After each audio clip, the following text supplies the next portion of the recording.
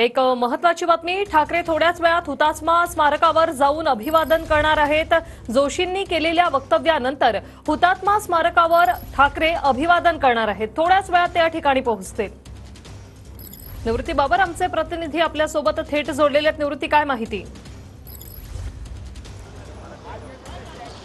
नक्कीच वृषाली, आपण पाहतोय की भैयाजी जोशी यांनी ज्या पद्धतीने वक्तव्य केले त्याचा संपूर्ण समाचार जो आहे तो विरोधकांनी सभागृहात घेतल्यानंतर आता महाविकास आघाडीचे नेते, आमदार आणि उद्धव ठाकरे स्वतः या हुतात्मा स्मारकाच्या या ठिकाणी येणार आहेत आणि अभिवादन देखील करणार आहेत। आणि याच पार्श्वभूमीवर आपण पाहतोय की ठाकरे गटाचे पदाधिकारी या ठिकाणी जमायला सुरुवात झालेली आहे। त्याचसोबतच पोलीस बंदोबस्त देखील या ठिकाणी हुतात्मा चौकामध्ये वाढवण्यात आलेला आहे। आपण पाहिलं तर ज्या पद्धतीने भैयाजी जोशी यांनी ज्या पद्धतीने वक्तव्य केलं त्यानंतर सभागृहामध्ये आवाज उठवल्यानंतर उद्धव ठाकरे यांनी माध्यमांशी बोलताना देखील निषेध व्यक्त केला। त्याचसोबतच भाजपने देखील यावरती ठोस भूमिका घेणं गरजेचं आहे असं देखील त्यांनी वक्तव्य केलं। त्यानंतर सर्व महाविकास आघाडीतील दोन्ही सभागृहातील आमदार आणि स्वतः उद्धव ठाकरे हे जे आपल्याला समोर हुतात्मा स्मारक दिसतं या ठिकाणी अभिवादन करण्यासाठी येणार आहेत।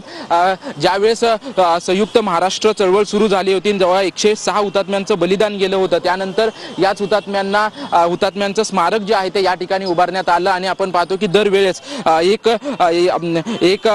मे असेल किंवा इतर कार्यक्रम असतील त्यावेळेस इथे मोठ्या प्रमाणात स्मारकाला अभिवादन करण्यासाठी लोक येत असतात, मोठमोठे नेते येत असतात। परंतु आता ज्या पद्धतीने मराठीची गळचेपी केली जाते त्यामुळे आम्ही आता पुन्हा एकदा हुतात्मा स्मारकात अभिवादन करण्यासाठी जातोय अशी उद्धव ठाकरेंनी देखील प्रतिक्रिया दिल्याचं आपल्याला पाहायला मिळालं। आणि आता आपण पाहतोय की मोठा पोलीस बंदोबस्त जो आहे तो या ठिकाणी पोलीस बंदोबस्त वाढवण्यात आलेला आहे। त्याचसोबतच ठाकरे गटाचे पदाधिकारी जे आहेत ते देखील या ठिकाणी उपस्थित झाल्याचं आपल्याला पाहायला मिळतं। ज्या पद्धतीने ठाकरे गटाने आणि काँग्रेसने दोन्ही सभागृहामध्ये आवाज उठवल्यानंतर मुख्यमंत्र्यांनी देखील यावरती भाष्य केलं होतं, परंतु अशा मराठीची गळचेपी करणाऱ्यांवरती कठोर कारवाई केली पाहिजे अशी उद्धव ठाकरेंनी मागणी। थोड्याच वेळामध्ये उद्धव ठाकरे जे आहेत आणि त्यासोबतच सर्व महाविकास आघाडीचे आमदार या हुतात्मा चौकामध्ये पोहोचणार आहेत आणि हुतात्मा स्मारक जे या ठिकाणी आहे त्याला अभिवादन करणार आहेत। त्याच पार्श्वभूमीवरती आपण पाहतोय मोठा पोलीस बंदोबस्त जो आहे तो या ठिकाणी लावण्यात आलेला आहे।